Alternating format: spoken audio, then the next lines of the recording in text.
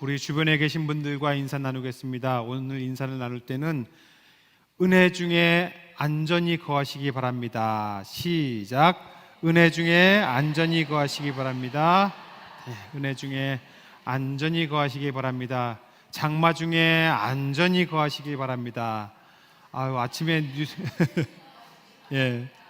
뉴스를 봤더니 큰일 났더라고요. 아주 수해 때문에 많이 힘들어하고 또 목숨을 잃은 안타까운 뉴스들을 전해드리면서 남 얘기 같지 않은 게 우리 교회도 바로 옆에 물이 지나가니까 이럴 때 참 조심해야겠다, 참 기도해야겠다, 또 수해를 입으신 분들을 위해서 더 기도해야겠다라는 생각이 듭니다. 여러분들도 수해 입은 이들을 위해서 관심 가져주시고 함께 기도해 주시길 바랍니다. 자, 따라하겠습니다. 진노의 자녀, 은혜의 자녀. 여러분은 진노의 자녀입니까? 은혜의 자녀입니까? 자신 있게 얘기하세요. 자, 그러면 질문을 한 번 더 하겠습니다. 여러분들의 은혜의 자녀라고 대답을 하셨는데, 그러면 뭘 봐서 은혜의 자녀예요? 뭘 봐서? 여러분들이 어떤 점이 은혜의 자녀라고 할 만한 점이 있습니까? 내가 이 부분은 확실히 은혜의 자녀인 증거가 있어. 이게 뭐예요? 아까는 막 은혜의 자녀 이러더니 지금은 방언을 하시는 것 같아요. 여러분, 내가 진노의 자녀가 아니라 은혜의 자녀라고 말할 수밖에 없는 분명한 근거가 있어야 돼요? 없어야 돼요? 있어야죠. 눈에 보이거나 또는 눈에 보이지 않거나 은혜의 자녀라고 말할 수 있는 근거, 과연 그게 뭐냐? 저는 우리 삶에서 그것이 느껴지고 경험되어야 된다. 나의 자세와 태도에서, 삶을 대하는 나의 습관과 사고에서 내가 은혜의 자녀라는 그것이 여기저기에서 뿜어져 나와야 되는 것 아니냐라는 생각을 합니다. 예수 그리스도를 구주로 믿는다는 것 그 한 가지, 이 종교 문화와 풍습을 받아들이고 따르는 것, 여러분, 믿는다는 것은 이 풍습을 따르는 것, 그걸 의미하는 게 아니잖아요. 이것은 예수 그리스도를 믿는다는 것은 내 삶에서 내가 하나님의 자녀라는 새로운 존재가 되고 이전과는 다른 존재 방식으로 살아가는 거, 이게 믿는 거지. 그렇죠? 이방인 우상 숭배자들, 에베소 교회 성도들에게 본문은 새로운 거듭난 존재라고 얘기해주고 있습니다. 그러면은 거듭난 새로운 존재가 어떤 건가? 오늘 본문을 통해서 저와 여러분들이 깨닫고 날마다 거듭난 삶을 살아가는 새로운 존재로 살아가는 저와 여러분 되기를 간절히 소망합니다. 자, 그럼 첫째로 예수를 믿음으로 말미암아 세상 풍조를 따르던 에베소 이방인 성도들과 우리는 세상의 자녀에서 하나님이 다스리시는 하늘의 자녀로 변한 것입니다. 자, 따라합니다. 세상의 자녀를 하늘의 자녀로. 이게 우리의 존재가 변한 거예요. 세상의 자녀였던 우리가 하늘의 자녀로 되었다. 세상의 자녀는 세상의 풍조를 따르고 공중의 권세 잡은 자를 따르지만 하늘의 자녀는 하나님의 다스림에 순종하고 그분의 은혜를 누리는 사람들, 그게 바로 하늘의 자녀입니다. 그러려면 먼저 우리가 세상의 자녀, 하늘의 자녀, 세상은 뭐고 하늘은 뭐냐 알아야지요. 세상이 뜻하는 것과 하늘의 뜻하는 것이 있습니다. 여러분, 철로역정이라는 책 보셨어요? 아마 들어는 보셨지요? 읽지는 않아도 들어는 봤을 텐데, 여러분, 저 책이 여러분들 꼭 읽어보시길 바랍니다. 벌써 300년도 넘은 17세기 존 버년이 쓴 소설로 천국을 향해 가는 순례자의 여정을 그린 고전입니다. 이 책은 성경책 옆에 두고 읽어야 하는 필독서, 그렇게 불리는 책이에요. 대충의 내용은 여러분들이 아시겠지만은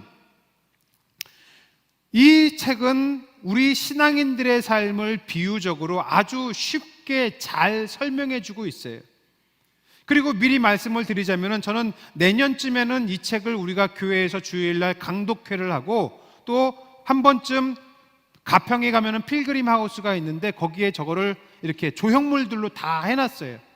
가이드를 붙여서 한번 다녀오는 것을 계획합니다. 여러분들 많이 읽고 참여해 주시길 바랍니다.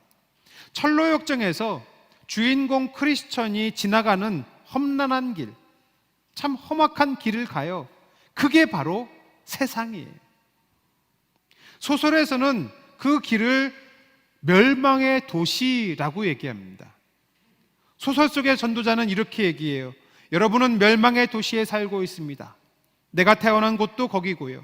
그렇지만 그 도시에 그대로 머물러 있는 한 여러분은 조만간 죽을 수밖에 없습니다. 그 뒤에는 무덤보다 더 깊은 곳, 유황불이 활활 타오르는 자리에 떨어지게 됩니다. 그러니 착한 친구들이여, 나와 함께 떠나는 걸 진지하게 생각해 보십시오.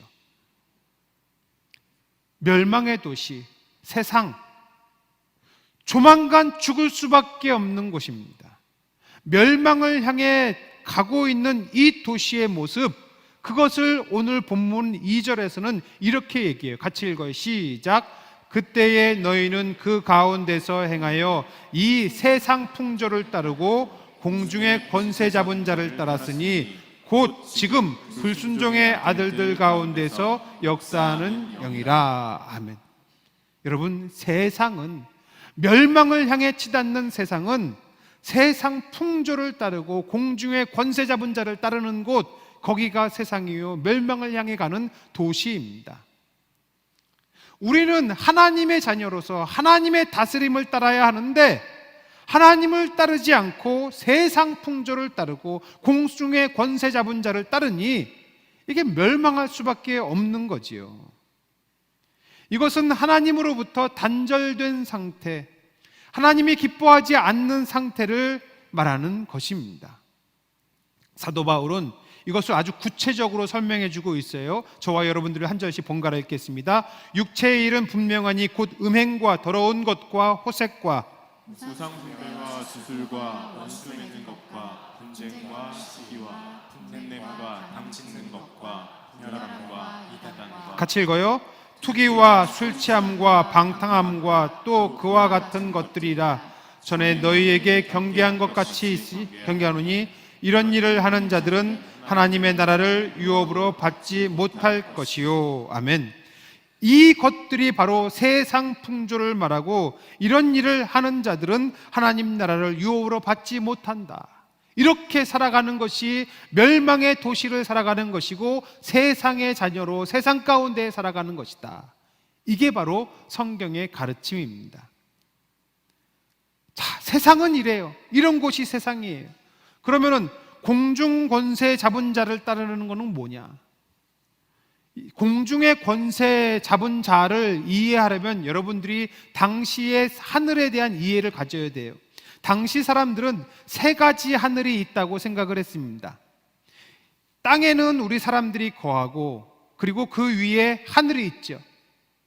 구름이 있고 새가 날아다니고 비가 내리는 이 대기권 하늘, 이게 첫 번째 하늘입니다. 첫 번째 하늘 다음에 두 번째 하늘이 있는데, 이 두 번째 하늘에는 해, 달, 별이 있고, 또 이와 함께 하나님으로부터 쫓겨난 자들, 하나님으로부터 쫓겨난 사탄이 권세를 행하기 위해서 거하는 하늘, 그게 바로 두 번째 하늘이에요. 해, 달, 별과 이 두 번째 하늘을 같이 있는 거죠. 그리고 셋째 하늘은 그 위에 있는 겁니다. 그 위에 세 번째 하늘이 있는데, 그 위에 하늘이 바로 하나님이 계신 세 번째 하늘입니다. 공중 권세 잡은 자는 하나님이 계신 이 세 번째 하늘에서 쫓겨난 자들, 쫓겨나서 두 번째 하늘을 와서 거기에서 하나님과 우리 사이를 단절시키는 것, 그게 바로 공중 권세 잡은 자, 그렇게 얘기를 하는 거예요. 하나님과 사람 사이에서 천사로 가장하여 사람들을 현혹하는 사탄, 그게 바로 공중 권세 잡은 자. 그러니까 세상 풍조를 따르는 것, 그리고 공중의 권세 잡은 자를 따르는 것은 하나님으로부터 단절된, 하나님의 다스림을 따르지 않는 곳, 그곳이 바로 멸망을 향해 가는 세상입니다. 자, 여러분들 몇 차례에 걸쳐서 죄에 관해서 설명을 드렸습니다. 죄라고 하면 번역되는 헬라어는 하마르티아라고 얘기했어요. 관역에서 벗어났다. 관역에서 벗어난 것처럼 하나님으로부터 벗어난 것, 이게 바로 죄다 말씀을 드렸어요. 그러니 하나님으로부터 단절된, 하나님의 다스림을 따르지 않는 세상, 죄의 상태가 바로 세상이라는 거예요. 죄의 상태. 그러니 세상의 자녀라고 말하면 하나님의 다스림에서 벗어나서 멸망에 가는 자들, 죄 가운데 가는 자들, 그게 바로 세상입니다. 에베소의 이방인 성도들, 그리고 우리들은 죄악에서 태어나서 죄악 가운데 살아가다가 죄를 해결하지 못한 채 죽고 마는 세상의 자녀일 수밖에 없었어요. 그런 우리와 하나님을 화해시키기 위하여서 예수 그리스도께서 이 땅에 오셨고 십자가에서 우리 죄를 대속하셨습니다. 그래서 하나님과 우리를 화해시켜 주신 거예요. 우리가 기독교 신앙, 예수를 믿으며 살아간다는 것은 여전히 우리의 육신은 이 멸망의 도성에 살아가고 있고 이곳을 벗어나지 못하고 있지만은, 그러나 여기에서 하나님의 다스림을 따라가는 것, 그게 바로 천국을 향해 가는 길이라는 겁니다.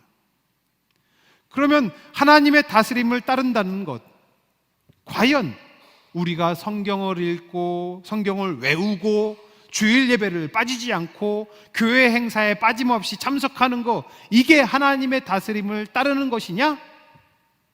저는 그렇지 않습니다. 여러분, 철로 역정을 보면요, 주인공 크리스천이 위기의 순간을 많이 만납니다. 그 위기의 순간, 사탄과 죄의 유혹과 싸울 때에, 선택의 기로에 설 때마다 그의 곁에서 힌트를 주거나 작은 힘을 보태는 이들이 있어요. 하나님의 선하신 손이 되어서 그 크리스천의 삶에 개입하는 사람들 있습니다. 그 도움을 받는 것, 그게 바로 하나님의 다스림을 받는 거예요. 그렇기 때문에 하나님의 다스림을 따르는 것은요, 어떤 면에서 보면은 계명을 따르고 율법을 따르고 규칙을 따르고 명령을 따르고 그러는 것처럼 보일 수도 있겠지만은, 사실은 다른 한편에서 우리가 하나님의 도우심을 누리는 것입니다. 하나님이 우리를 같이 우리와 함께 하시면서 계속해서 돕겠다고 얘기하시고, 내가 도와줄게, 너 이렇게 해, 힌트도 주고 말씀하시는데, 그걸 우리는 누리기만 하면 되는 거예요. 만끽하면 되는 거예요. 근데 귀를 막고 있어요. 안 쳐다봐요. 하나님의 나라를 누리지 못하는 것입니다.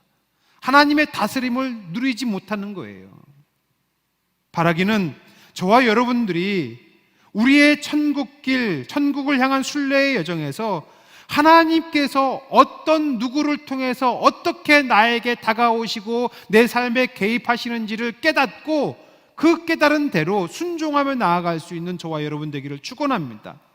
정말 하나님의 다스림을 누리고 만끽할 수 있는 저와 여러분들, 우리 성답의 온 교우 되기를 축원합니다. 그게 바로 하늘의 자녀로 살아가는 거예요. 둘째로, 죄로 말미암아 죽어야 할 진노의 자녀였던 이들이 예수 그리스도 십자가 복음으로 인해서 기쁨의 자녀가 된 것이에요. 따라합니다. 진노의 자녀를 기쁨의 자녀로. 하나님의 진노는 죄에 대한 의로우신 심판입니다. 의로우신 심판에 따른 결과가 바로 진노예요.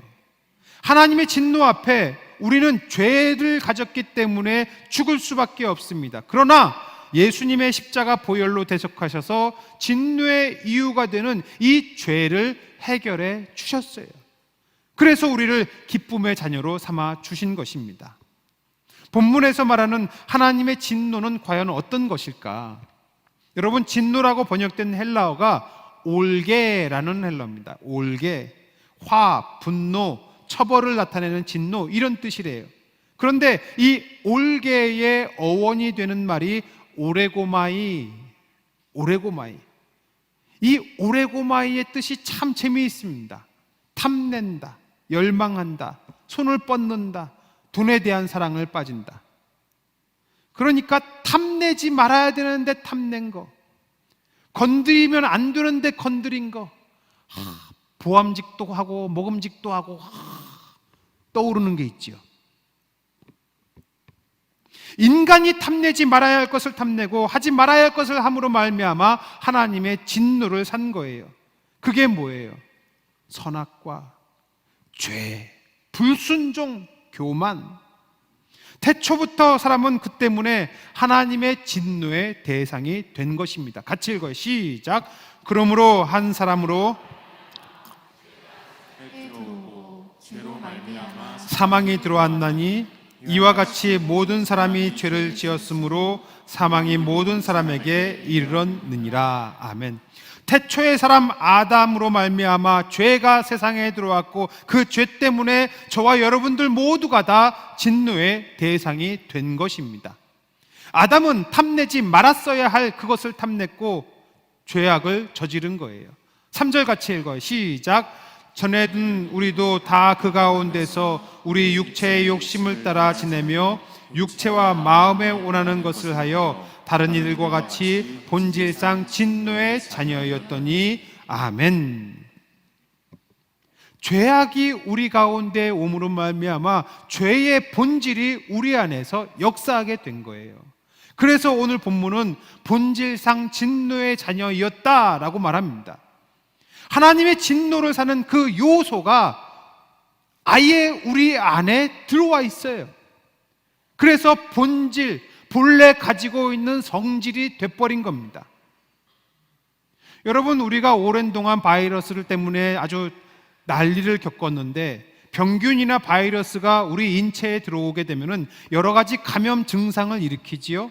그래서 통증을 일으키기도 하고 때로는 우리의 인체 기관을 망가뜨리기도 하고 더 나아가서는 우리의 목숨을 앗아가기도 합니다. 병균이나 이 바이러스가 본래 가지고 있는 성질이에요. 죄의 본질 또한 마찬가지입니다. 죄의 본질은 우리를 죽음의 멸망에 이르게 하는 본질을 가지고 있는 거예요. 잠깐 우리 집 얘기를 말씀을 드리겠습니다. 우리 집 큰애가 태어난 지 얼마 안 됐을 때에 바이러스에 감염돼서 열이 38도, 39도 막 올라갔어요. 이걸 그냥 두면 어떻게 돼요? 아이가 상합니다. 아이 다쳐요. 죽을지도 몰라요. 그러니 부모로서 어떻게 해야 됩니까? 병원에 데려가서 이걸 해결을 해야지요. 그렇지 않으면 내 자식이 아니라 죽음의 자식이 되게 생겼으니까. 생후 보름도 안 된 아이를 신생아 중환자실로 데려가서 입원을 시켰습니다. 아이 몸에 바늘을 찌르더라고요. 양손에 다 찌르고 발에도 찌르고 그것도 안 되니까 나중에는 머리에도 찌르더라고요. 그것으로도 부족해서 또 척수에도 바늘로 찔러가지고 검사를 한다고 그러고, 요만한 핏덩이 아이인데 몸 여기저기 바늘 자국, 멍 자국이 막 생기는 거예요.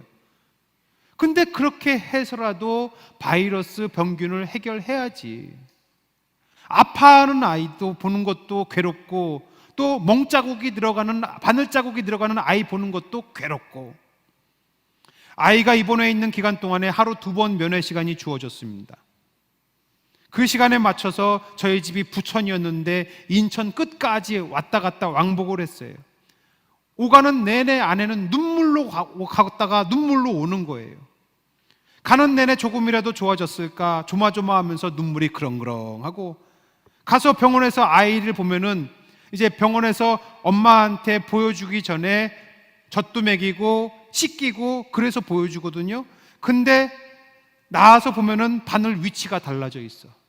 그게 또 마음이 아프고 괴롭고 눈물이 나고, 면회 끝나고 또 그 핏덩이 아이를 혼자 떨어뜨려 놓고 와야 되니까 또 눈물이 줄줄줄줄 나고, 참으로 감사하게도 열이 내려가고 건강을 되찾아서 집으로 데리고 올 수 있게 됐습니다.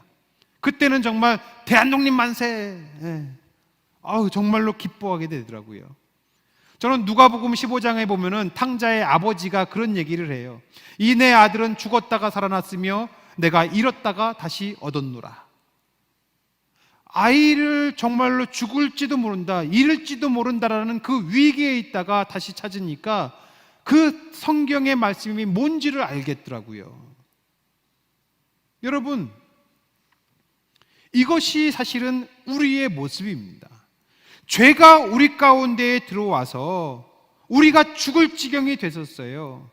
우리가 그 죄로 인해서 진노의 대상이 된 그 상태였습니다. 하나님께서는 그것을 너무나 마음 아파하셔서 이걸 해결하기 위해서 독생자 예수 그리스도를 이 땅에 보내시고 십자가에서 우리 죄를 대속해서 치르게 하셨어요. 이게 본질상 진노의 자녀였던 우리를 기쁨의 자녀로 삼으신 것입니다. 더 이상 저와 여러분들은 진노의 자녀가 아니라 기쁨의 자녀인 줄로 믿습니다. 자, 그러면은 어떻게 해야 돼요? 우리가 주님의 기쁨이 돼야지. 나 주님의 기쁨 되기 원하네. 내 마음을 새롭게 하소서. 같이 할까요? 새 부대가 되게 하여 주사 주님의 빛 비추게 하소서. 내가 원하는 한 가지 주님의 기쁨이 되는 것. 내가 원하는 한 가지 주님의 기쁨이 되는 것. 여러분, 여러분이 원하는 한 가지 주님의 기쁨이 되는 것입니까? 대답들을 안 하세요. 그냥 한 번 노래 불렀으면 끝이지 뭘 이거예요? 아니잖아요. 여러분, 우리가 이 찬양을 한번 부르는 것만으로 우리가 주님의 기쁨, 기쁨의 자녀로 살아가는 것 아닙니다. 우리에게 필요한 것은 내가 어떻게 하면 주님의 기쁨이 될 수 있을까? 내가 어떻게 살아야 기쁨의 자녀로 살아가는 걸까? 이 문제를 두고 여러분들 궁리하셔야 돼요. 고민하셔야 됩니다. 나의 시간, 나의 건강, 나의 물질, 나의 현재 상황에서 내가 어떤 선택과 결정과 소비를 하는 것이 과연 하나님께 기쁨이 되는 걸까? 내가 기쁨의 자녀로 살아가는 방법은 과연 뭘까? 특별히 여러분들 이번 한 주간 고민해 보시길 바랍니다. 이번 한 주간을 지내면서 내가 어떻게 살아가는 것이 하나님의 기쁨이 되는 걸까? 나에게 주어지는 한 시간, 여유 시간이 생겼을 때에 그 시간을 어떻게 쓰는 걸 하나님이 기뻐하실까? 이 문제를 두고 여러분들 한 주간 고민을 해보세요. 여러분들이 그 고민을 할 때에 하나님께서 어떻게 할 때에 기뻐하는지를 분명히 알게 해주실 줄로 믿습니다.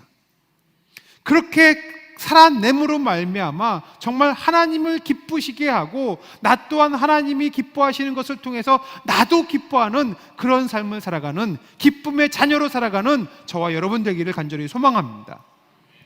셋째로, 끝으로 사망과 멸망을 향해 가던 죽음의 자녀였던 우리가 하나님 나라 복음으로 인해서 생명의 자녀가 된 거예요. 자, 따라합니다. 죽음의 자녀를 생명의 자녀로. 저와 여러분들은 허물과 죄로 인해 이미 죽은 상태였습니다. 겉보기에는 살아가는 것 같지만은 생명이신 하나님과 단절된 상태, 하나님과의 소통이 끊어진 상태는 그게 바로 죽은 상태인 거예요. 하나님은 죽었던 인생을 예수의 피로 다시 회복시키시고 생명의 자녀 삼아 주신 것입니다. 여러분들도 보신 분들이 계실 거예요. 최근 뉴스나 매체를 통해서 미국 필라델피아 켄싱턴 거리의 모습을 보여줬습니다. 마약 펜타닐에 중독되어서 마치 좀비처럼 사람들이 하고 다녀요. 그런 사람들이 길거리를 가득 메우고 있습니다. 중독자들의 모습을 보세요. 정신이 그냥 가 있어요. 아예 넋이 나가 있고 눈도 티미하고 진짜 좀비처럼 이렇게 가만히 있어요. 저게 살아있는 겁니까? 죽어있는 겁니까? 저런 걸 살아가는 거라고 해야 돼요? 죽어가는 거라고 해야 돼요? 살았으나 죽은 거라고 말해도 되지 않나 싶어요. 밥을 먹고 호흡을 하고 있고 근육이 있고 피가 돌고 걸어 다니기는 하지만은 과연 저게 살아있는 거냐? 다른 사람들과 상호 관계를 하고 사회적인 존재로 살아가야 그게 살아가는 거지. 살았으나 죽은 자, 여러분, 이것은 영적인 관점에서도 똑같습니다. 영적인 관점에서 봤을 때에 우리가 하나님과 상호 관계하지 않으면, 하나님께 반응하지 못한 채로 살아간다면 그 또한 살았으나 죽은 자와 다름이 없는 거예요. 오늘 본문 에베소서 2장 1절 같이 읽겠습니다. 시작. 그는 괴로 죽었던 너희를 살리셨도다. 아멘. 여러분들 중에서 혹시 나는 성경을 좀 더 깊이 있게 보고 싶어 하시는 분들이 계시면은 성경을 읽을 때에 시제를 보세요. 과거냐, 현재냐, 미래냐. 시제를 통해서 알게 되는 게 굉장히 많습니다. 방금 읽은 저 본문 1절, 허물과 죄로 죽을 너희를 살리셨도다가 아니라 허물과 죄로 죽었던 너희를 살리셨도다, 이렇게 번역해요. 왜 허물과 죄로 죽을 너희가 아니라 허물과 죄로 죽었던 너희입니까? 이상하지 않아요? 허물과 죄로 죽을 이러면은 아직 죽지 않은 미래 시제가 되겠지요. 근데 허물과 죄로 죽었던 그러면은 이미 과거에 죽은 과거 시제입니다. 왜 이렇게 썼을까? 헬라어 시제를 지금 다 설명해 드릴 수는 없고 결론만 말씀드리자면은 에베소 교회의 이방인 성도들 그리고 우리 똑같아요. 영적으로 죽은 상태였다는 것입니다. 인간이 자기의 허물과 죄로 말미암아 생명의 근원 되시는 하나님과 단절된 상태, 쇠된 상태, 영적인 죽음의 상태에 있었다는 거예요. 이미 겉으로 보기에는 살아있는 것 같지만은, 움직이는 것 같지만은, 그러나 생명이신 하나님과 단절된 모습, 죽은 시체처럼 영적으로 하나님께 반응하지 못하고 살아간 거, 이미 죽은 거예요. 에베소 이방인 성도들, 그들이 과거 예수 그리스도를 보내주신 하나님을 알지 못하던 그때에 그들은 육신의 호흡을 하고 있고 향락을 즐기고 있고 살았지만은 그러나 죽은 자, 죽음의 자녀였던 것입니다. 이미 죽었으니 죽음의 자녀일 수밖에 없는 거지요. 하나님을 모르던 그때는 죽었던 상태고, 이제 예수 그리스도의 복음이 전파되어서 에베소의 그 성도들도 하나님의 백성이 됐잖아요. 그러니 사도 바울은 그들에게 이미 죽었던 너희, 그렇게 얘기하는 거예요. 과거에 죽었지만 이제는 다시 살아난 너희라는 얘기입니다. 더 이상 죽음으로 결론 지어지는 죽음의 자녀가 아니라 영생으로 결론 지어지는 생명의 자녀가 되었다.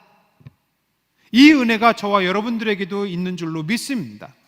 자, 그러면은 우리가 죽음에서 생명으로 옮겨져서 생명의 자녀로 살아가고 있으니까 그걸로 족할까요? 하나님이 원하시는 게 과연 그뿐일까요? 제가 필라델피아 켄싱턴 거리에 이 마약 중독자들에 대해서 고발하는 그 영상을 보면서 참 충격을 받았어요. 어떻게 저렇게 살아가고 있을까? 마약에 중독돼 가지고서는 저렇게 살아가는 게 과연 살아가는 건가? 저거 지옥을 사는 거지. 근데 그 영상을 보면서 또 놀란 것이 있습니다. 더 충격적인 게 있었어요. 뭐냐면은 마약에 중독되지 않은 사람들의 인터뷰입니다. 그 사람들은 문을 열고 집을 나서면은 마약 중독자들이 길에 쎄고 쎄어요. 근데 아무렇지도 않아. 이상하지 않아요? 저는 그 마약 중독자들을 보면서 너무나도 충격적이었는데 그 사람들은 그 안에 있으니까 이미 익숙하고 아무렇지도 않습니다. 나는 마약에 중독된 게 아니지만은 그 마약 중독 사회에 이미 익숙해지니까 그래서 뭐 어쩌라고. 나만 마약 안 하면 됐지. 저 사람들 저러다가 죽거나 말거나 그게 나랑 무슨 상관이람? 이러는 거예요. 어떻게 내가 몸담고 살아가고 있는 사회가 저 모양이 되었는데 눈을 뜨면 눈앞에 보이는 상황이 지옥 같은 그런 상황인데 아무렇지도 않을 수 있을까? 여러분, 같은 맥락에서 우리의 삶을 보세요. 우리 주변에 보면은 세상 향락에 취해서, 돈과 명예에 취해서, 권력에 취해서, 이기적인 욕심에 취해서 살았으나 죽은 자로 살아가는 그런 사람들 얼마나 많습니까? 예수 그리스도로부터 동떨어져서 향락에 취해서 살아가는 사람들이 참으로 많아요.